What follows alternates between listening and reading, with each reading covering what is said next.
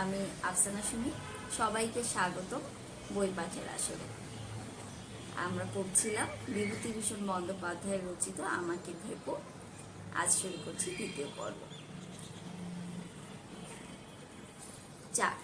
দুর্গা দিদি। কয়েক মাস কাটিয়ে গিয়েছে। সর্বজয়া এক বাটি দুধে কিছু ভাত মাখিয়া পুত্রকে খাওয়াইতে বসিল। দেখি হা কর, তোর কপালখানা, মন্ডা না, মিঠাই না, দুটো ভাত আর ভাত। তা ছেলের দশা দেখলে হয়ে আসে।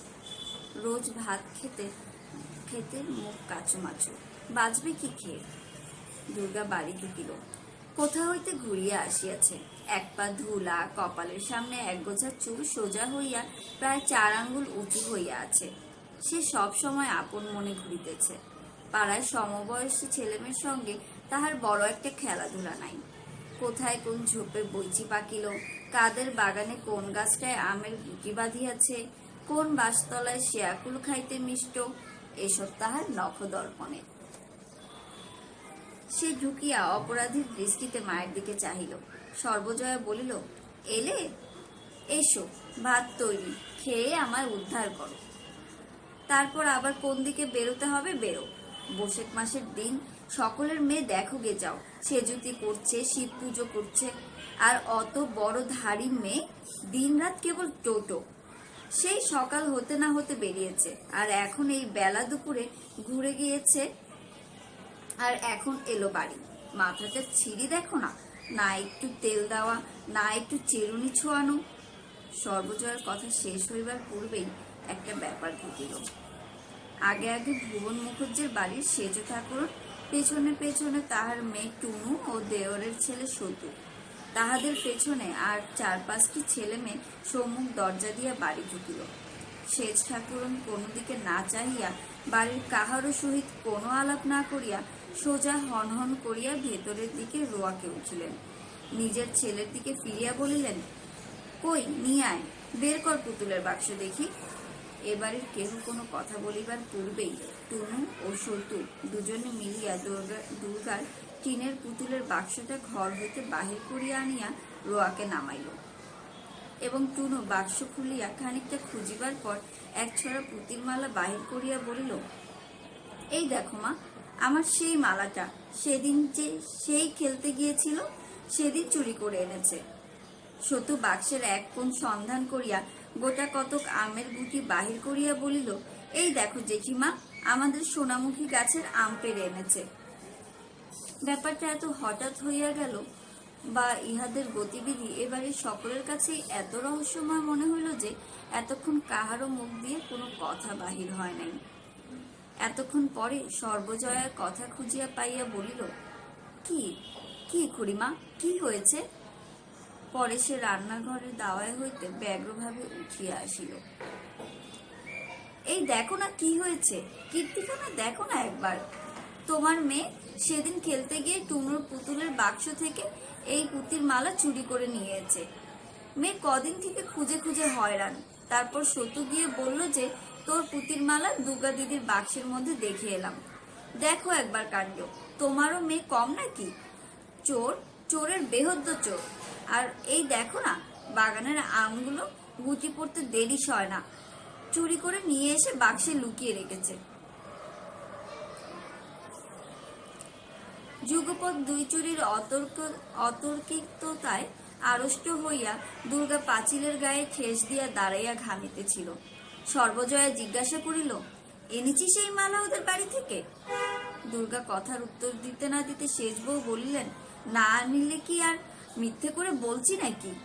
বলি, এই আম কটা দেখো না, সোনামুখীর আম চেনো না কি? এও কি মিথ্যে কথা? সর্বজয়া অপ্রতিভ হইয়া বলিল, না সেজ খুড়ি, আপনার মিথ্যে কথা তা তো বলিনি, আমি ওকে জিজ্ঞেস করছি। সেজ ঠাকুরন হাত নাড়িয়া ঝাঁঝের সহিত বলিল, জিজ্ঞেস করো আর যা করো বাপু, ও মেয়ে সোজা মেয়ে হবে না, আমি বলে দিচ্ছি। এই বয়সে যখন চুরি বিদ্যা ধরেছে, তখন এরপর যা হবে সে টেরই পাবে। চল রে সতু, নে আমের গুটিগুলো বেঁধে নে। দলবল সহ সেজ ঠাকুরন দরজার বাহির হইয়া গেলেন। অপমানে দুঃখে সর্বজয়ার চোখে জল আসিল। সে ফিরিয়া দুর্গার রুক্ষ চুলের গোছা টানিয়া ধরিয়া ডাল ভাত মাখা হাতে দূর দাঁড় করিয়া তাহার পিঠে কিলের উপর কিল ও চরের উপর চর মারিতে মারিতে বলিতে লাগিল, আপদ বালাই একটা কোত্থেকে এসে চুকেছে, মোলে আপদ চুকে যায়, মরেও না যে বাঁচি, হাড় জোড়ে, বেরো বাড়ি থেকে, দূর হয়ে যা, যা এক্ষুনি বেরো। দুর্গা মার খাইতে খাইতে ভয়ে খিড়কি দৌড় দিয়া ছুটিয়া বাহির হইয়া গেল। তাহার ছেঁড়া রুক্ষ চুলের গোছা দু এক গাছা সর্বজয়ার হাতেই থাকিয়া গেল। অপু খাইতে খাইতে অবাক হইয়া সমস্ত ব্যাপার দেখিতেছিল।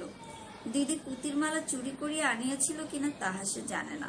পুতির মালাটা সে ইহার আগে কোনোদিন দেখে নাই, কিন্তু আমের গুটি যে চুরির জিনিস নয় তাহা সে নিজে জানে। কাল বৈকালে দিদি তাহাকে সঙ্গে করিয়া টুনুদের বাগানে আম কুড়াইতে গিয়াছিল এবং সোনামুখীর তলায় আম কটা পড়িয়াছিল। দিদি কুড়াইয়া লইল, সে জানে। কাল হইতে অনেকবার দিদি বলিয়াছে, ও অপু, এবার সেই আমের গুটিগুলো জারাবো, কেমন তো? কিন্তু মা অসুবিধাজনক ভাবে বাড়ি উপস্থিত থাকার দরুন উক্ত প্রস্তাব আর কার্যে পরিণত করা সম্ভব হয় নাই। দিদির অত্যন্ত আশার জিনিস আমগুলো এভাবে লইয়া গেল। তাহার উপর আবার দিদি এরূপভাবে মারও খাইল। দিদির চুল ছিঁড়িয়া দেওয়ায় মায়ের উপর তাহার অত্যন্ত রাগ হইল। যখন তাহার দিদির মাথার সামনে রুক্ষ চুলের এক গোছা খাড়া হইয়া বাতাসে উড়ে, তখনই কি জানি কেন দিদির উপর তাহার অত্যন্ত মমতা হয়। কেমন যেন মনে হয় দিদির কেহ কোথাও নাই, সে যেন একা কোথা হইতে আসিয়াছে, উহার সাথী কেহ এখানে নাই। কেবলই মনে হয় কেমন করিয়া সে দিদির সকল দুঃখ ঘুচাইয়া দিবে, সকল অভাব পূরণ করিয়া তুলিবে। তাহার দিদিকে সে এতটুকু কষ্টে পড়তে দিবে না। খাওয়ার পরে অপু মায়ের ভয়ে ঘরের মধ্যে বসিয়া পড়িতে লাগিল, কিন্তু তাহার মন থাকিয়া থাকিয়া কেবলই বাহিরে ছুটিয়া যাইতেছিল। বেলা একটু পড়িলে সে টুনুদের বাড়ি, পত্নীদের বাড়ি, ন্যাড়াদের বাড়ি, একে একে সকল বাড়ি খুঁজিল, দিদি কোথাও নাই। রাজকৃষ্ণ পালিতের স্ত্রী ঘাট হইতে জল লইয়া আসিতেছিল। তাহাকে জিজ্ঞাসা করিল, জেঠিমা, আমার দিদিকে দেখেছ? সে আজ ভাত খায়নি, কিচ্ছু খায়নি, মা তাকে আজ বড্ড মেরেছে, মার খেয়ে কোথায় পালিয়েছে, দেখেছ জেঠিমা?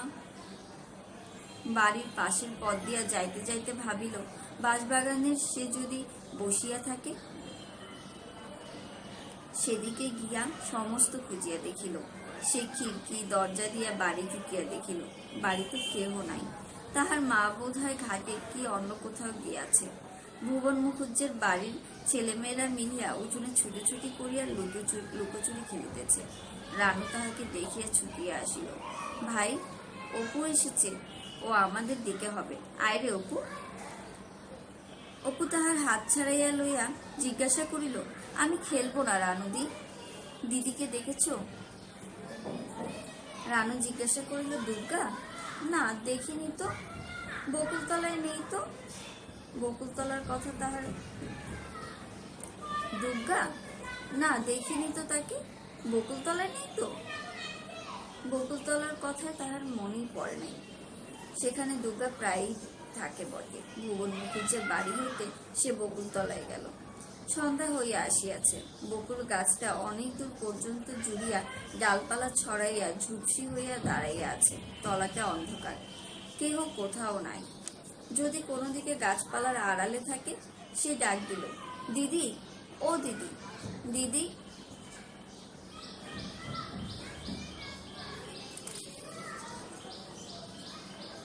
অন্ধকার গাছটায় কেবল কতগুলো বকপাখা ঝটপট করিতেছিল মাত্র।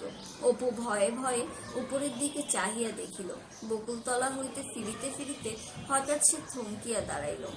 সামনে যেই গাব গাছটা, সেই গাব গাছটা একা সন্ধ্যার পর এই গাব গাছের তলার পথ ধরিয়া যাওয়া সর্বনাশ, গায়ে কাটা দিয়া উঠে। কেন যে তাহার এই গাছটার নিচ দিয়া যাইতে ভয় করে, তাহা সে জানে না। অপু খানিক্ষণ অন্ধকার গাবতলাটার দিকে চাহিয়া দাঁড়াইয়া থাকিয়া ফিরিল।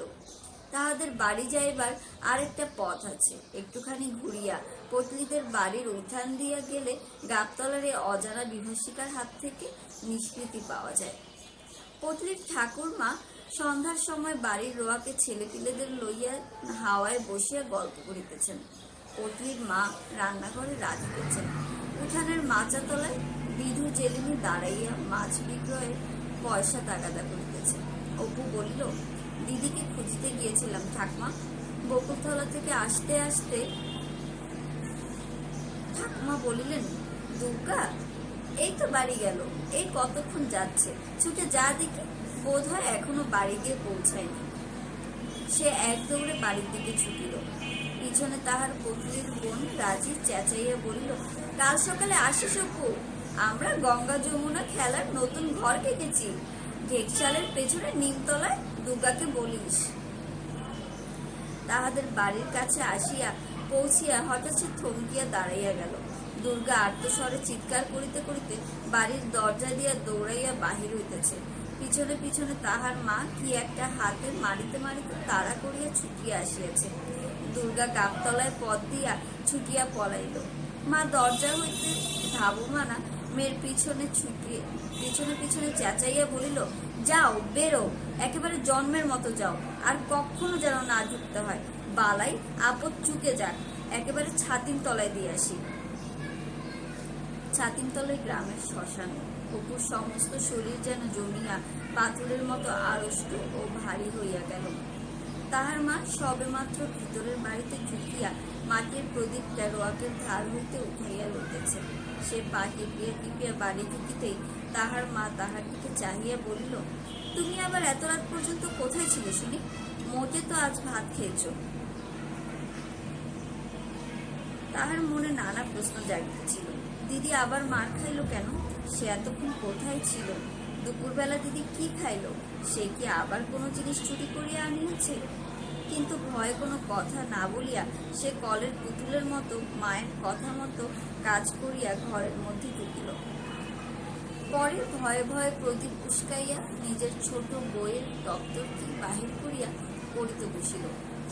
সে পরে মোটে তৃতীয় ভাগ, কিন্তু তাহার দপ্তরে দুখানা মোটা মোটা ভারী ইংরেজি কি বই, কবিরাজি ওষুধের তালিকা, একখানা পাতা ছেঁড়া দাসুরায়ের পাঁচালি, একখানা 1303 সালের পুরাতন পাজি প্রভৃতি আছে। সে নানা স্থান হইতে চাহিয়া এগুলি জোগাড় করিয়াছে এবং এগুলি না পড়িতে পারিলেও রোজ একবার করিয়া খুলিয়া দেখে। খানিক্ষণ দেওয়ালের দিকে চাহিয়া সে কি ভাবিল, পরে আর একবার প্রদীপ উস্কাইয়া দিয়া পাতা ছেঁড়া দাসুরায়ের পাঁচালিখানা খুলিয়া অন্য মনস্ক ভাবে পাতা উল্টাইতেছে। এমন সময় সর্বজয়া এক বাটি দুধ হাতে করিয়া ঘরে ঢুকিল। এসো, খেয়ে নাও দেখি। অপু বিরক্তি না করিয়া বাটি উঠাইয়া দুধ চুমুক দিয়া খাইতে লাগিল। অন্যদিন হইলে এত সহজে দুধ খাইতে তাহাকে রাজি করানো খুব কঠিন হইত। একটুখানি মাত্র খাইয়া সে বাটি মুখ হইতে নামাইল। সর্বজয়া বলিল, ও কি, নাও, সবটুকু খেয়ে ফেলো। ওইটুকু দুধ ফেললে তবে বাঁচবে কি খেয়ে? অপু বিনা প্রতিবাদে দুধের বাটি পুনরায় মুখে ধরিল। সর্বজয়া দেখিল সে মুখে বাটি ধরিয়া আছে ঠিকই, কিন্তু চুমুক দিতেছে না। তাহার বাটি শুদ্ধ হাতটা কাঁপিতেছে। পরে অনেকক্ষণ মুখে ধরিয়া রাখিয়া হঠাৎ বাটি নামাইয়া সে মায়ের দিকে চাহিয়া ভয়ে কাঁদিয়া উঠিল। সর্বজয়া আশ্চর্য হইয়া জিজ্ঞাসা করিল, কি হলো রে, কি হয়েছে? জিভ কামড়ে ফেলেছিস? মায়ের কথা শেষ হইবার সঙ্গে সঙ্গে ভয়ের বাঁধ না মানিয়া ডুবলিয়া কাঁদিয়া উঠিয়া বলিল, দিদির জন্য বড্ড মন কেমন করছে। সর্বজয়া অল্পক্ষণ মাত্র চুপ করিয়া বসিয়া পরে সরিয়া আসিয়া ছেলের গায়ে হাত বুলাইতে বুলাইতে শান্ত স্বরে বলিতে লাগিল, কেঁদো না, অমন করে কেঁদো না। ওই পটলিদের কি ন্যাড়াদের বাড়ি বসে আছে, কোথায় যাবে অন্ধকারে? কম দুষ্টু নাকি মেয়ে? সেই দুপুরবেলা বেরোলো, সমস্ত দিনের মধ্যে আর চুলের কি দেখা গেল না, না খাওয়া না দাওয়া। কোথায় ওপাড়ার পালিতদের বাগানে বসেছিল, সেখানে বসে কাঁচা আম আর জামরুল খেয়েছে। এক্ষুনি ডাকতে পাঠাচ্ছি, কেঁদো না অমন করে, আবার জ্বর আসবে। পরে সে আঁচল দিয়া ছেলের চোখের জল মুছাইয়া দিয়া দুধটুকু খাওয়াইবার জন্য বাটি তাহার মুখে তুলিয়া ধরিল। হা করো দিকি, লক্ষ্মী সোনা, উনি এলেই ডেকে আনবেন। এখন একেবারে পাগল, কোত্থেকে একটা পাগল এসে জন্মেছে। আরেক চুমুক, হ্যাঁ। রাত অনেক হইয়াছে। উত্তরের ঘরের তক্ত বসে অপু ও দুর্গা শুয়ে আছে। অপুর পাশে তাহার মায়ের শুইবার জায়গা খালি আছে, কারণ মা এখনো রান্নাঘরের কাজ সারিয়া আসেনি। তাহার বাবা আহারাদি সারিয়া পাশের ঘরে বসিয়া তামাক খাইতেছেন।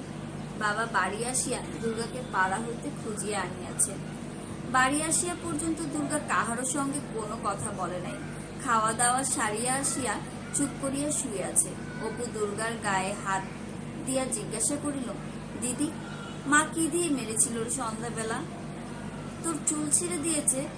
দুর্গার মুখে কোনো কথা নাই। সে পুনরায় জিজ্ঞাসা করিল, আমার উপর রাগ করেছিস দিদি? আমি তো কিচ্ছু করিনি। দুর্গা আস্তে আস্তে বলিল, না বই কি? তবে সতু কি করে টের পেল ওই পুতির মালা আমার বাক্সে আছে? অপু প্রতিবাদের উত্তেজনায় উঠিয়া বসিল। না, সত্যি আমি তোর গা ছুঁয়ে বলছি দিদি, আমি তো দেখাইনি। আমি জানি না যে তোর বাক্সে আছে। কাল শুধু বিকেল বেলা এসেছিল, ওর সেই বড় রাঙা ভাটাটা নিয়ে আমরা খেলছিলাম। তারপর বুঝলি দিদি, সতু তোর পুতুলের বাক্স খুলে কি দেখছিল। আমি বললাম, ভাই তুমি আমার দিদির বাক্সে হাত দিও না, দিদি আমাকে বকে। সেই সময় দেখেছে। পরে সে দুর্গার গায়ে হাত বুলিয়া বলিল, খুব লেগেছে রে দিদি? কোথায় মেরেছে রে মা? দুর্গা বলিল, আমার কানের পাশে মা একটা যা বাড়ি মেরেছে, রক্ত বেরিয়েছিল, এখনো কনকন করছে। এইখানে, এই দেখ হাত দিয়ে, এইখানে। তাই তো রে, কেটে গিয়েছে যে। একটু পিডিমের তেল লাগিয়ে দেব দিদি? থাকবে, কাল পালিতদের বাগানে বিকেল বেলা যাব, বুঝলি? কামরাঙা যা পেকেছে, এই এত বড় বড়, কাউকে যেন বলিস নে। তুই আর আমি চুপি চুপি যাব। আমি আজ দুপুর বেলা দুটো পেরে খেয়েছি, মিষ্টি যেন গুড়। 5. নেবুর পাতা করমচা। বৈকালের দিকটা হঠাৎ চারিদিক অন্ধকার করিয়া কালবৈশাখীর ঝড় উঠিল। অনেকক্ষণ হইতে মেঘমেঘ করিতেছিল, তবুও ঝড়টা যেন খুব শীঘ্র আসিয়া পড়িল। অপুদের বাড়ির সামনে বাঁশঝাড়ের বাঁশগুলো পাঁচিলের উপর হইতে ঝড়ের বেগে হটিয়া আসি ওধারে পড়াতে বাড়িটা যেন ফাঁকা ফাঁকা দেখাইতে লাগিল। ধুলা, বাঁশপাতা, কাঁঠাল পাতা, খড় চারিদার হইতে উড়িয়া তাহাদের উঠান ভরাইয়া ফেলিল। দুর্গা বাড়ির বাহির হইয়া আম কুড়াইবার জন্য দৌড়িল। অপুও দিদির পিছু পিছু ছুটিল। দুর্গা ছুটিতে ছুটিতে বলিল, শিগগির ছোট, তুই বরং সিঁদুর কৌটো তলায় থাক, আমি যাই সোনামুখী তলায়। দৌড়ো দৌড়ো। ধুলায় চারিদিক ভরিয়া গিয়াছে। বড় বড় গাছের ডাল ঝড়ে বাকিয়া গাছ ন্যাড়া ন্যাড়া দেখাইতেছে। গাছে গাছে শো শো বো বো শব্দে বাতাস বাজিতেছে। বাগানে শুকনা ডাল, কুটা, বাঁশের খোলা উড়িয়া পড়িতেছে। শুকনা বাঁশপাতা ছুচালো আগাটা উঁচু দিকে তুলিয়া ঘুরিতে ঘুরিতে আকাশে উঠিতেছে। কুকসীমা গাছের শুয়ার মতো পালকওয়ালা সাদা সাদা ফুল ঝড়ের মুখে কোথা হইতে অজস্র উড়িয়া আসিতেছে। বাতাসের শব্দে কান পাতা যায় না। সোনামুখী তলায় আসিয়া পৌঁছাইয়াই অপু মহা উৎসাহে চিৎকার করিতে করিতে লাফাইয়া এদিক ওদিক ছুটিতে লাগিল।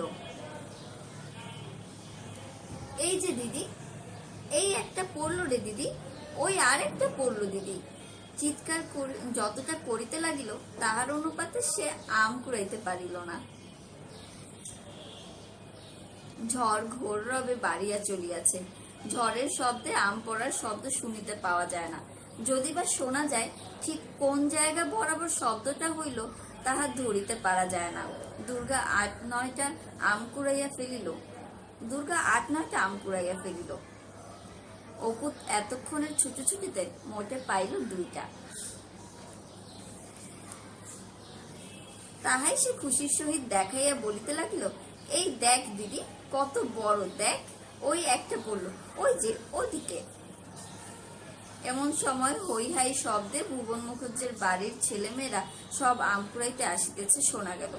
সত্য চেঁচাইয়া বলিল, ও ভাই, দুর্গা দি আর অপু আম কুড়াচ্ছে। দল আসিয়া সোনামুখী তলায় পৌঁছাল। সতু বলিল, আমাদের বাগানে কেন এসেছো আম কুড়োতে? সেদিন মা বারণ করে দিয়েছে না?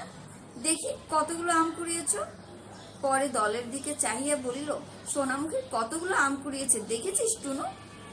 যাও আমাদের বাগান থেকে দুগাদি, মাকে গিয়ে বলে দেব নইলে। রানু বলিল, কেন তাড়িয়ে দিচ্ছিস সতু? ওরাও কুড়ুক, আমরাও কুড়োই। কুড়োবে বই কি, ও এখানে থাকলে সব আম ওই নেবে, আমাদের বাগানে কেন আসবে ও? যাও দুর্গাদি, আমাদের আমতলায় থাকতে দেব না।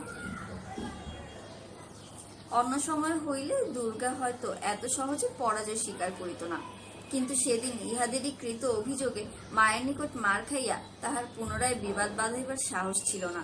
সে খুব সহজেই পরাজয় স্বীকার করিয়া লইয়া একটু মনমরা ভাবে বলিল, অপু আয় রে চল। পরে হঠাৎ মুখে কৃত্রিম উল্লাসের ভাব আনিয়া বলিল, আমরা সেই জায়গায় যাই, চল অপু। এখানে থাকতে না দিলে বইয়েই গেল, বুঝলি তো? এখানকার চেয়েও বড় বড় আম, তুই আমি মজা করে কুড়বো এখন, চলে আয়। রানু বলিল, কেন ভাই ওদের তাড়িয়ে দিলে? তুমি ভারী হিংসুক। কিন্তু সতুদা, রানুর মনে দুর্গার চোখের ভরসাহারা চাহনি বড় ঘা দিল। অপু অতশত বোঝে নাই। বেড়ার বাহিরের পথে আসিয়া বলিল, কোন জায়গায় বড় বড় আমরে দিদি? পুচুদের সলতে খাকি তলায়? কোন তলায় দুর্গা? কোন তলায় দুর্গা তাহা ঠিক করে নাই, কিন্তু ভাবিয়া বলিল, চল গড়ের পুকুরের ধারের বাগানে যাবি, ওদিকে সব বড় বড় গাছ আছে, চল।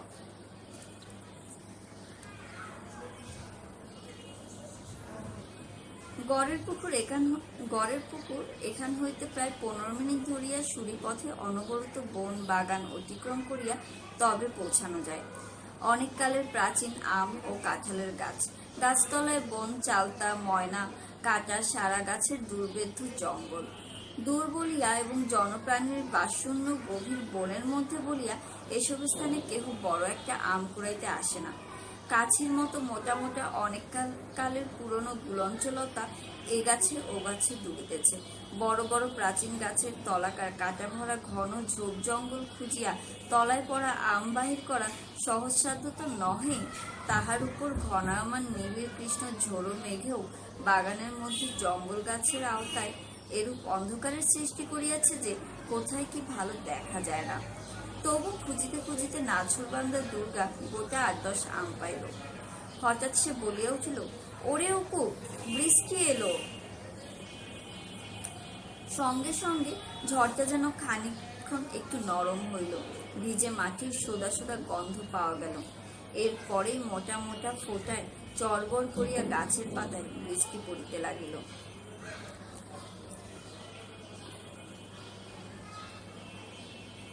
আয় আমরা এই গাছতলায় দাঁড়াই, এখানে বৃষ্টি পড়বে না। দেখিতে দেখিতে চারিদিক ধোঁয়াকার করিয়া মুষলধারে বৃষ্টি নামিল। বৃষ্টির ফোঁটা পড়িবার জোরে গাছের পাতা ছিঁড়িয়া উড়িয়া পড়িতে লাগিল। ভরপুর টাটকা ভেজা মাটির গন্ধ আসিতে লাগিল। ঝড় একটু যেন নরম হইয়া পড়িয়াছিল, তাহাও আবার বড় বাড়িল। দুর্গা যে গাছতলায় দাঁড়াইয়াছিল, এমনি হয়তো হঠাৎ সেখানে বৃষ্টি পড়িত না, কিন্তু পূবের হাওয়ার ঝাপটা গাছতলায় ভাসাইয়া লইয়া চলিল। বাড়ি হইতে অনেক দূরে আসিয়া পড়িয়াছে। অপু ভয়ের স্বরে বলিল, ও দিদি, বড্ড যে বৃষ্টি এলো, তুই আমার কাছে আয়। দুর্গা তাহাকে কাছে আনিয়া আঁচল দিয়া ঢাকিয়া কহিল, এ বৃষ্টি আর কতক্ষণ হবে, এই ধরে গেল বলে। বৃষ্টি হলো, ভালোই হলো, আমরা আবার সোনামুখী তলায় যাব এখন, কেমন তো? দুজনে চেঁচাইয়া বলিতে লাগিল, নেবুর পাতা, করম চা, হে বৃষ্টি ধরে যা। কর কর কর করাত প্রকাণ্ড বন বাগানের অন্ধকার মাথাটা যেন এদিক হইতে ওদিক পর্যন্ত চিরিয়া গেল। চোখের পলকের জন্য চারিধারে আলো হইয়া উঠিল। সামনের গাছের মগ ডালে থলো থলো বন্ধুর ফল ঝড়ে ডুবিতেছে। অপু দুর্গাকে ভয়ে জড়াইয়া ধরিয়া বলিল, ও দিদি, ভয় কি রে? রাম রাম বল, রাম রাম রাম রাম। নেবুর পাতায় করম চা, হে বৃষ্টি ধরে যায়, নেবুর পাতায় করম চা, হে বৃষ্টি ধরে যায়, নেবুর পাতায় করম চা। অপু ভয়ে চোখ বুজিল। দুর্গা শুষ্ক গলায় উপরের দিকে চাহিয়া দেখিল, বাজ পড়িতেছে নাকি। গাছের মাথায় বন্ধুদুলের ফল দুলিতেছে। শীতে অপুর ছকছক করিয়া দাঁতে দাঁত লাগিতেছিল। দুর্গা তাহাকে আরো কাছে টানিয়া শেষ আশ্রয়ের সাহসে বারবার দ্রুত আবৃত্তি করিতে লাগিল, নেবুর পাতা করম চা, হে বিস্কি ধরে যা, নেবুর পাতা করম চা, হে বিস্কি ধরে যা। ভয়ে তাহার স্বর কাঁপিতেছিল। সন্ধ্যা হইবার বেশি বিলম্ব নাই। ঝড় বৃষ্টি খানিকক্ষণ থামিয়া গিয়াছে। সর্বজয়া বাহিরের দরজায় দাঁড়াইয়া আছে। পথে জমিয়া যাওয়া বৃষ্টির জলের উপর ছপ ছপ শব্দ করিতে করিতে রাজকৃষ্ণ পালিতের মেয়ে আশালতা পুকুরের ঘাটে যাইতেছিল। সর্বজয়া জিজ্ঞাসা করিল, হা মা, দুর্গা আর অপুকে দেখেছিস ওদিকে? আশালতা বলিল, না খুড়িমা, দেখিনি তো, কোথায় গিয়েছে? তারপর হাসিয়া বলিল, কি ব্যাং ডাকানি জল হয়ে গেল খুড়িমা? সেই ঝড়ের আগে দুজনে বেরিয়েছে আম কুড়োতে, আর তা ফেরেনি। এই ঝড় বৃষ্টি গেল, সন্ধে হলো। ও মা, কোথায় গেল তবে? সর্বজয়া উদ্বিগ্ন মনে বাড়ির মধ্যে ফিরিয়া আসিল। কি করিবে ভাবিতেছে। এমন সময় খিড়কির দরজা ঠেলিয়া খুলিয়া আপাদ মস্তক সিক্ত অবস্থায় দুর্গা আগে আগে একটা ঝুনা নারিকেল হাতে আর পেছনে পেছনে অপু একটা নারিকেলের বাগলো টানিয়া লইয়া বাড়ি ঢুকিল। সর্বজয়া তাড়াতাড়ি ছেলেমেয়ের কাছে গিয়া বলিল, ও মা, আমার কি হবে? ভিজে যে সব একেবারে পান্তা ভাত হয়েছিস। কোথায় ছিলি বৃষ্টির সময়? ছেলেকে কাছে আনিয়া মাথায় হাত দিয়া বলিল, ও মা, মাথাটা ভিজে একেবারে জুবড়ি। পরে আহ্লাদের সহিত বলিল, নারকল কোথায় পেলি রে দুর্গা? অপু ও দুর্গা দুজনে চাপা কণ্ঠে বলিল, চুপ চুপ মা, সেজো জেঠিমা বাগানে যাচ্ছি। এই গেল। ওদের বাগানের বেড়ার ধারের দিকে যে নারকেল গাছটা, ওর তলায় পড়েছিল। আমরাও বেরোচ্ছি, সেজো জেঠিমাও ঢুকলো। দুর্গা বলিল, অপুকে তো ঠিক দেখেছে, আমাকেও বোধহয় দেখেছে। পরে সে উৎসাহের সঙ্গে অথচ চাপা সুরে বলিতে লাগিল, একেবারে গাছের গোড়ায় পড়েছিল মা, আগে আমি টের পাইনি। সোনামুখী তলায় যদি আম পড়ে থাকে, তাই দেখতে গিয়ে দেখি বাগলোটা পড়ে রয়েছে। অপুকে বললাম, অপু বাগলোটা নিয়ে মার ঝাঁটার কষ্ট ঝাঁটা হবে। তারপরে দেখি হস্তস্থিত নারকেলটা দিকে উজ্জ্বল মুখে তাকিয়া বলিল, বেশ বড়, তাই না মা? অপু খুশির সুরে হাত নাড়িয়া বলিল, আমি অমনি বাগলোটা নিয়ে ছুট। সর্বজয়া বলিল, বেশ বড় দোমালা নারকেলটা মা, ছেচতলায় রেখে দে, জল দিয়ে নেব। আয়, সব কাপড় ছাড়িয়ে দিয়ে আগে, পায়ে জল দিয়ে রোয়াকে ওঠ সব। খানিক পরে সর্বজয়া কুয়ার জল তুলিতে ভুবন মুখুজ্জের বাড়ি গেল। ভুবন মুখুজ্জের খিড়কির দৌড় পর্যন্ত যাইতেই সে শুনিল শেষ ঠাকুরন বাড়ির মধ্যে চিৎকার করিয়া বাড়ি মাথায় করিতেছেন।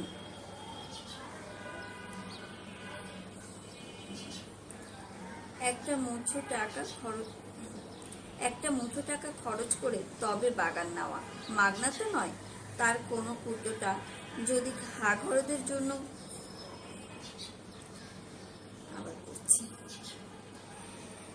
একটা মুঠো টাকা খরচ করে তবে বাগান নেওয়া, মাগনা তো নয়। তার কোনো কুটোটা যদি হাঘরদের জন্য ঘরে ঢুকবার জো আছে, ওই ছুরিটা রাত দিন বাগানে বসে থাকে, কুটো গাছটা নিয়ে গিয়ে ঘরে তুলবে। এতে মাগিরও শিক্ষে আছে। ও মাগে কি কম নাকি? ও মা, ভাবলাম বৃষ্টি থেমেছে, যাই একবার বাগানটা গিয়ে দেখে আসি। এই এত বড় নারকেলটা কুড়িয়ে নিয়ে একেবারে দুর্মুর দৌড়। এত শত্রুতা যেন ভগবান সহ্যি না করে। উচ্ছন্ন যান, এই ভর সন্ধেবেলা বলছি, আর যেন নারকেল খেতে না হয়। সর্বজয়া খিড়কির বাহিরে কাঠ হইয়া দাঁড়াইয়া রহিল। ছেলেমেয়ের বর্ষণ সিক্ত কচি মুখ মনে করিয়া সে ভাবিল, যদি গালাগাল ওদের গায়ে লাগে। বাবা যে লোক, দাঁতে বিষ আছে, কি করি? কথাটা ভাবিতেই তাহার গা শিহরিয়া উঠিয়া সর্বশরীর যেন অবশ হইয়া গেল। সে আর মুখুজ্জে বাড়ি ঢুকিল না। আশশেওড়া বনের বাঁশঝাড়ের তলায় বর্ষণ স্তব্ধ সন্ধ্যায় জোনাকি জ্বলিতেছিল। পা যেন আর উঠিতে চাহি না। ভয়ে ভয়ে সে জল তুলিবার ছোট্ট বালতিটা ও ভরা কাঠে লইয়া বাড়ির দিকে ফিরিল। পথে আসিতে আসিতে ভাবিল, যদি নারকেলটা ওদের ফেরত দিই তাহলেও কি গাল লাগবে? তা কেন লাগবে? যার জিনিস তাকে তো ফেরত দেওয়া হলো, তা কখনো লাগে? বাড়িতে পা দিয়েই মেয়েকে বলিল, দুর্গা, নারকেলটা শত্রুদের বাড়ি দিয়ে এগিয়ে যা। অপু ও দুর্গা অবাক হইয়া মায়ের মুখের দিকে চাহিয়া রহিল। দুর্গা বলিল, এক্ষুনি? হ্যাঁ, এক্ষুনি দিয়ায়। ওদের খিড়কি তো খোলা আছে, চট করে যা, বলে আয় আমরা কুড়িয়ে পেয়েছিলাম, এই নাও দিয়ে গেলাম। অপু, আমাকে একটু দাঁড়াবে না মা? বড্ড অন্ধকার হয়েছে। চল অপু, আমার সঙ্গে চল। ছেলে মেয়ে চলিয়া গেলে সর্বজয়া তুলসী তলায় প্রদীপ দিতে দিতে গলায় আঁচল দিয়া প্রণাম করিয়া বলিল, ঠাকুর, নারকল ওরা শত্রুতা করে কুড়োতে যায়নি, সে তো তুমি জানো। এই গাল যেন ওদের না লাগে ঠাকুর, দোহাই ঠাকুর, ওদের তুমি বাঁচিয়ে বলতে রেখো ঠাকুর, ওদের তুমি মঙ্গল করো, তুমি ওদের মুখের দিকে চেও, দোহাই ঠাকুর। 6. গুরুমশাই। গ্রামের প্রসন্ন গুরুমহাশয় বাড়িতে একখানা মুদির দোকান করিতেন এবং দোকানেরই পাশে তাহার পাঠশালা ছিল। বেদ ছাড়া পাঠশালায় শিক্ষাদানের বিশেষ উপকরণ বাহুল্য ছিল না। পৌষ মাসের দিন অপু সকালে লেপ মুড়ি দিয়া রৌদ্র উঠিবার অপেক্ষায় বিছানায় শুইয়াছিল। মা আসিয়া ডাকিল, অপু, ওঠো শিগগির করে, আজ তুমি যে পাঠশালায় পড়তে যাবে। কেমন সব বই আনা হবে তোমার জন্য, সেলেট। হ্যাঁ, ওঠো, মুখ ধুয়ে নাও, উনি তোমায় সঙ্গে করে পাঠশালায় নিয়ে আসবেন।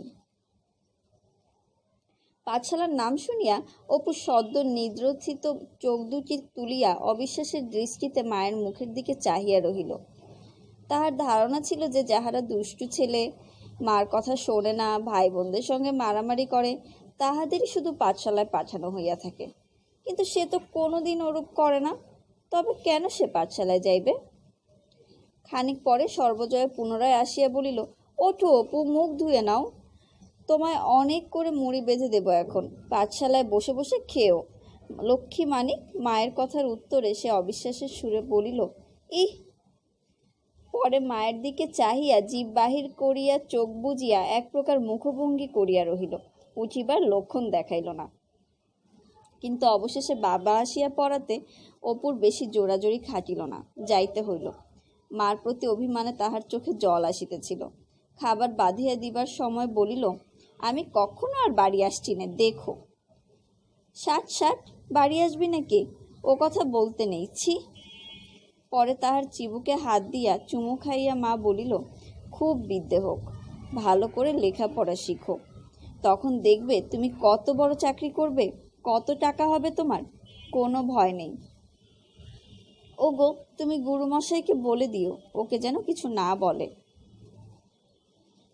পাঠশালায় পৌঁছাইয়া দিয়া হরিহর বলিল, ছুটি হবার সময়ে আমি আবার এসে তোমাকে বাড়ি নিয়ে যাব অপু, বসে বসে লেখো, গুরুমশাইয়ের কথা শোনো, দুষ্টুমি করো না যেন। খানিকটা পরে পিছন ফিরিয়া অপু চাহিয়া দেখিল বাবা ক্রমে পথের বাঁকে অদৃশ্য হইয়া গেল। অকুল সমুদ্র। সে অনেকক্ষণ মুখ নিচু করিয়া বসিয়া রহিল।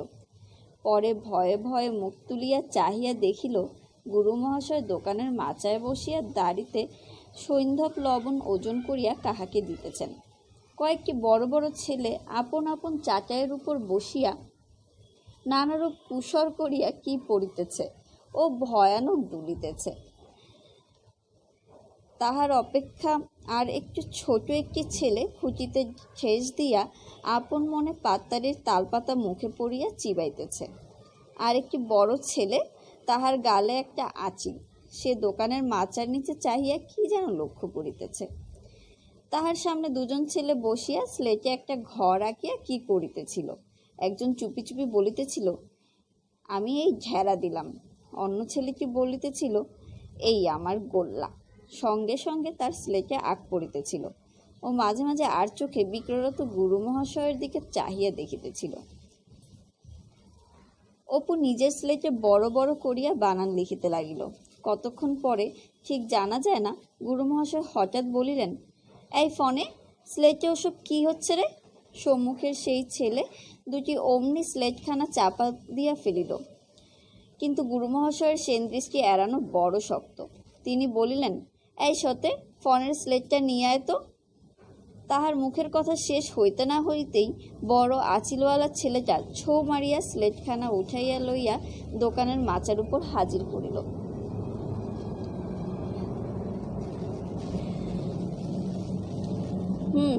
এসব কি হচ্ছে? স্লেটে এসব কি লেখা হচ্ছে? সতে, ধরে নিয়ে আয় তো দুজনকে, কান ধরে নিয়ে আয়। যেভাবে বড় ছেলেটা ছো মারিয়া স্লেট লইয়া গেল এবং যেভাবে বিপন্ন মুখে সামনের ছেলে দুটি পায়ে পায়ে গুরুমহাশয়ের কাছে যাইতেছিল, তাহাতে হঠাৎ অপুর বড় হাসি পাইল। সে ফিক করিয়া হাসিয়া ফেলিল। পরে খানিকটা হাসি চাপিয়া রাখিয়া আবার ফিক ফিক করিয়া হাসিয়া উঠিল। গুরুমহাশয় বলিলেন, হাসে কে? হাসছ কেন খোকা? এটা কি নাট্যশালা? এটা নাট্যশালা নাকি? নাট্যশালা কি? অপু তাহা বুঝিতে পারিল না, কিন্তু ভয়ে তাহারও মুখ শুকাইয়া গেল। সতে, একখানা থানিক নিয়ে আয় তো তেঁতুলতলা থেকে, বেশ বড় দেখে। অপু ভয়ে আড়ষ্ট হইয়া উঠিল, তাহার গলা পর্যন্ত কাঠ হইয়া গেল। কিন্তু ইট আনিতে হইলে সে দেখিল ইটের ব্যবস্থা তাহার জন্য নহে, ওই ছেলে দুটির জন্য। বয়স অল্প বলিয়াই হোক বা নতুন ভর্তি হইয়াছে বলিয়াই হোক, গুরুমহাশয় সে যাত্রা তাহাকে রেহাই দিলেন। গুরুমহাশয় একটা খুঁটিতে হেলান দিয়া একখানা তালপাতার চাটাইয়ের উপর বসিয়া থাকেন। মাথার তেলে বাঁশের খুঁটির হেলান দেওয়ার অংশটা পাকিয়া গিয়াছে। বিকালবেলা প্রায়ই গ্রামের দিনুপালিত কি রাজু রায় তাহার সহিত গল্প করিতে আসেন। পড়াশোনার চেয়ে সেই গল্প শোনা অপুর অনেক বেশি ভালো লাগিত। রাজু রায় মহাশয় প্রথম যৌবনে বাণিজ্যে লক্ষ্মীর বাস স্মরণ করিয়া কিভাবে আষাঢ়ের হাটে তামাকের দোকান খুলিয়াছিলেন সে গল্প করিতেন। অপু অবাক হইয়া শুনিত। বেশ কেমন নিজের ছোট্ট দোকানের ঝাপটা খুলিয়া বসিয়া দা দিয়া তামাক কাটা, তারপরে রাত্রে নদীতে যাওয়া, ছোট্ট হাঁড়িতে মাছের ঝোল ভাত রাঁধিয়া খাওয়া, হয়তো মাঝে মাঝে তাদের সেই মহাভারতখানা কি বাবার সেই দাসুরায়ের পাঁচালিখানা মাটির প্রদীপের সামনে খুলিয়া বসিয়া বসিয়া পড়া। বাহিরের অন্ধকারে বর্ষারাতে টিপটিপ বৃষ্টি পড়িতেছে, কেহ কোথাও নাই। পেছনের ডোবায় ব্যাঙ ডাকিতেছে। কি সুন্দর! বড় হইলে সে তামাকের দোকান করিবে। এই গল্পগুজব এক একদিন আবার ভাব ও কল্পনার সর্বোচ্চ স্তরে উঠিত। গ্রামের ওপাড়ার রাজকৃষ্ণ সান্যাল মহাশয় সেদিন আসিতেন। যে কোনো গল্প হোক, যত সামান্যই হোক না কেন, সেটি সাজাইয়া বলিবার ক্ষমতা তাহার ছিল অসাধারণ। সান্যাল মহাশয় দেশ ভ্রমণ বাতিগ্রস্ত ছিলেন। কোথায় দ্বারকা, কোথায় সাবিত্রী পাহাড়, কোথায় চন্দ্রনাথ, তাহা আবার একা দেখিয়া তাহার তৃপ্তি হইত না। প্রতিবারই স্ত্রীপুত্র লইয়া যাইতেন এবং খরচপত্র করিয়া সর্বশান্ত হইয়া ফিরিতেন। দিব্য আরামে নিজের চণ্ডী মণ্ডপে বসিয়া থেলো হুকা টানিতেছেন। মনে হইতেছে সান্যাল মহাশয়ের মতো নিতান্ত ঘরোয়া সেকেলে পাড়াগাঁয়ের প্রচুর অবসরপ্রাপ্ত গৃহস্থ বেশি আর বুঝি নাই। পৈতৃক চণ্ডী মণ্ডপে শিকড় গাড়িয়া বসিয়াছেন। হঠাৎ একদিন দেখা গেল সদর দরজায় তালা বন্ধ, বাড়িতে জনপ্রাণীর সাড়া নাই। ব্যাপার কি? সান্যাল মহাশয় সপরিবারে বিন্ধ্যাঞ্চল না চন্দ্রনাথ ভ্রমণে গিয়াছেন। অনেক দিন আর দেখা নাই। হঠাৎ একদিন দুপুরবেলা ঠুকঠুক শব্দে লোকে সবিস্ময়ে চাহিয়া দেখিল, 2 গরুর গাড়ি বোঝাই হইয়া সান্যাল মশাই সপরিবারে বিদেশ হইতে প্রত্যাগমন করিয়াছেন ও লোকজন ডাকাইয়া হাঁটু সমান উঁচু জলবিছুটি ও অর্জুন গাছের জঙ্গল কাটিতে কাটিতে বাড়ি ঢুকিতেছেন। একটা মোটা লাঠি হাতে তিনি লম্বা লম্বা পা ফেলিয়া পাঠশালায় আসিয়া উপস্থিত হইতেন। এই যে প্রসন্ন, কিরকম আছো? বেশ জাল পেতে বসেছ যে, কটা মাছি পড়ল?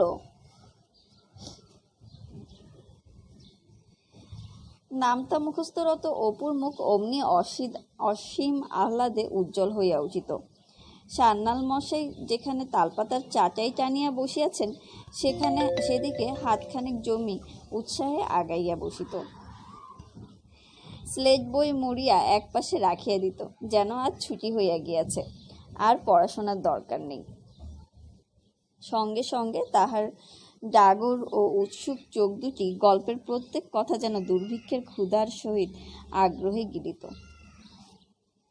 এক একদিন রেল ভ্রমণের গল্প উচিত, কোথায় সাবিত্রী পাহাড় আছে তাহাতে উচিতে তাহার স্ত্রীর কিরকম কষ্ট হইয়াছিল, নাভিগয়ে পিণ্ড দিতে গিয়া পাঞ্জার সহিত হাতাহাতি হইবার উপক্রম, কোথাকার এক জায়গায় একটা খুব ভালো খাবার পাওয়া যায়, সান্যাল মশাই নাম দিলেন প্যারা।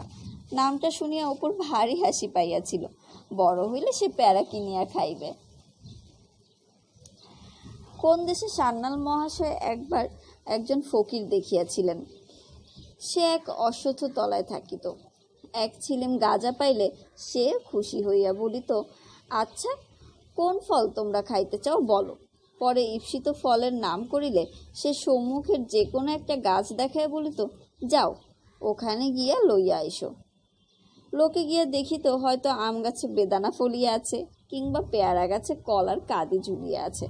রাজুরাই বলিতেন, ওসব মন্তরতন্ত্রের খেলা আর কি। সেবার আমার এক মামা দিনপালিত কথা চাপা দিয়া বলিতেন, মন্তরের কথা যখন ওঠালে তখন একটা গল্প বলি, শোনো। গল্প নয়, আমার সচক্ষে দেখা। বেলেডাঙ্গার বেধো গাড়োয়ানকে তোমরা দেখেছ কেউ? রাজু না দেখে থাকো, রাজকৃষ্ট ভায়া তো খুব দেখেছ। কাঠের দড়ি বাঁধা এক ধরনের খড়ম পায়ে দিয়ে বুড়ো বরাবর নিতে কামারের দোকানের লাঙলের ফল পোড়াতে আসতো। 100 বছর বয়সে মারা যায়, মারাও গিয়েছে আজ 25 বছরের ওপর। জোয়ান বয়সে আমরা তার সঙ্গে হাতের কবজি জোরে পেরে উঠতাম না। একবার, অনেক কাল আগের কথা, আমার তখন সবে হয়েছে 19-20 বয়স। চাকদা থেকে গঙ্গা চান করে গরুর গাড়ি করে ফিরছি। বুড়ো গাড়োয়ানের গাড়ি। গাড়িতে আমি, আমার খুড়িমা আর অনন্ত মুখুজ্জের ভাইপো রাম, যে আজকাল উঠে গিয়ে খুলনায় বাস করছে। কানসোনার মাঠের কাছে প্রায় বেলা গেল। তখন ওসব দিকে কীরকম ভয়ভীতি ছিল তা রাজকৃষ্ট ভাইয়া জানো নিশ্চয়ই।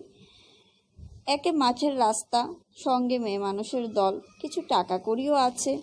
বড্ড ভাবনা হলো, আজকাল যেখানে নতুন গাখানা বসেছে ওই বরাবর এসে হলো কি জানো, জনচারেক সঞ্জামাক্য গোছের মিশকালো লোক এসে গাড়ির পেছন দিয়ে বাস দুদিক থেকে ধরলে, এদিকে দুজন ওদিকে দুজন। দেখে তো মশাই আমার মুখে আর রাটা নেই। কোনো রকমে গাড়ির মধ্যে বসে আছি। এদিকে তারাও গাড়ির বাস ধরে সঙ্গে সঙ্গেই আসছে। বুধো গাড়োয়ান দেখি পিট করে পেছন দিকে চাইছে। ইশারা করে আমাদের কথা বলতে বারণ করে দিল।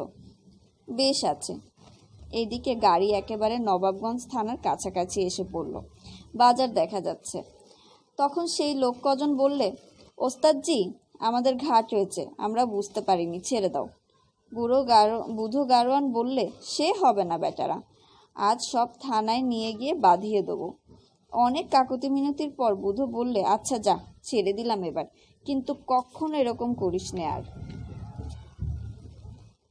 তবে তারা বুধো গাড়োয়ানের পায়ের ধুলো নিয়ে চলে গেল।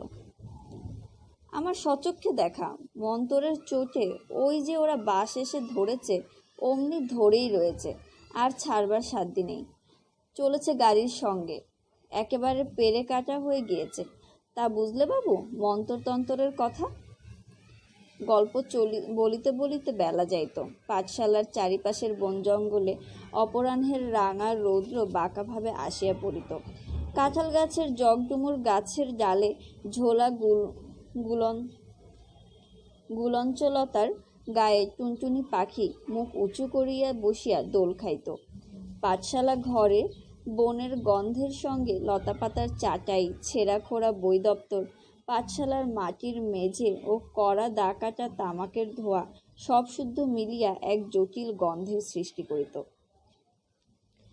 সেই গ্রামের ছায়াভরা মাটির পথে একটি মুগ্ধ গ্রাম্য বালকের ছবি আছে। বই দপ্তর বগলে লইয়া সে তাহার দিদির পিছনে পিছনে সাজি মাটি দিয়া কাঁচা সেলাই করা কাপড় পরিয়া পাঠশালা হইতে ফিরিতেছে। তাহার ছোট্ট মাথাটি রোমন রেশমের মতো নরম, চিক্কণ, সুখ স্পর্শ চুলগুলি তাহার মা যত্ন করিয়া আঁচড়াইয়া দিয়াছে। তাহার জাগর জাগর সুন্দর চোখ দুটিতে কেমন যেন অবাক ধরনের চাহনি, যেন তাহারা এ কোনো অদ্ভুত জগতে নতুন চোখ মেলিয়া চাহিয়া চাহিয়া দিশাহারা হইয়া উঠিয়াছে। গাছপালায় ঘেরা এইটুকুই কেবল তার পরিচিত দেশ। এখানেই মা রোজ হাতে করিয়া খাওয়ায়, চুল আঁচড়াইয়া দেয়, দিদি কাপড় পরাইয়া দেয়। এই গঞ্জিটুকু ছাড়াইলেই তাহার চারিধার ঘিরিয়া অপরিচয়ের অকুল জলধি। তাহার শিশু মনে থই পায় না। ওই যে বাগানের ওদিকে বাঁশবন, ওর পাশ কাটিয়া যে সরু পথটা ওধারে কোথায় চলিয়া গেল? তুমি বারবার সোজা যদি ও পথটা বাহিয়া চলিয়া যাও, বরাবর সোজা যদি ওই পথটা বাহিয়া চলিয়া যাও, তবে শাঁখারি পুকুরের পাড়ের মধ্যে অজানা গুপ্তধনের দেশে পড়িবে। বড় গাছের তলায় সেখানে বৃষ্টির জলে মাটি খসিয়া পড়িয়াছে, কত মোহর ভরা হাঁড়ি কলসির কানা বাহির হইয়া রহিয়াছে। অন্ধকার বনঝোপের নিচে কচু, ওল ও বনকলমির চকমকে সবুজ পাতার আড়ালে চাপা কেউ জানে না কোথায়।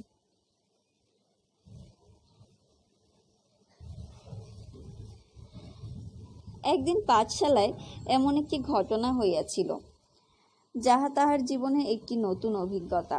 সেদিন বৈকালে পাঠশালায় অন্য কেহ উপস্থিত না থাকায় কোনো গল্পগুজব হইল না, পড়াশোনা হইতেছিল। সে গিয়া বসিয়া পড়িতেছিল শিশুবোধক। এমন সময় গুরুমহাশয় বলিলেন, সেলেট নাও, শ্রুতিলেখন লেখো। মুখে মুখে বলিয়া গেলেও অপু বুঝিয়াছিল গুরুমহাশয় নিজের কথা বলিতেছেন না, মুখস্থ বলিতেছেন। সে যেমন দাশুরায়ের পাঁচালী ছড়া মুখস্থ বলে, তেমনি।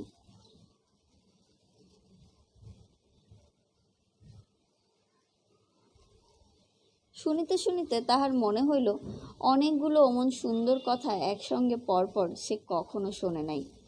ও সকল কথার অর্থ সে বুঝিতেছিল না, কিন্তু অজানা শব্দ ও লালিত পদের ধ্বনি, ঝঙ্কার জড়ানো এক অপরিচিত শব্দসঙ্গীত অনভ্যস্ত শিশুকর্ণে অপূর্ব ঠেকিল, এবং সর্বকথার অর্থ না বোঝার দরুণে কুহেলি ঘেরা অস্পষ্ট শব্দ সমষ্টির পেছন হইতে একটা অপূর্ব দেশের ছবি বারবার উঁকি মারিতে লাগিল।